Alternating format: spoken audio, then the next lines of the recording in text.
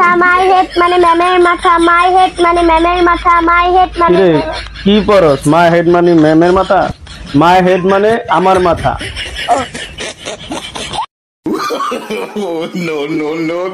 My head মানে আব্বুর মাথা। কি পড়তাছ আম্মু?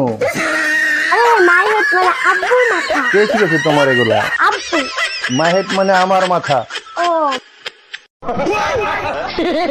মাই হেড মানে চাকরির মাথা, মাই হেড মানে চাকরির মাথা, মাই হেড মানে চাকরির মাথা।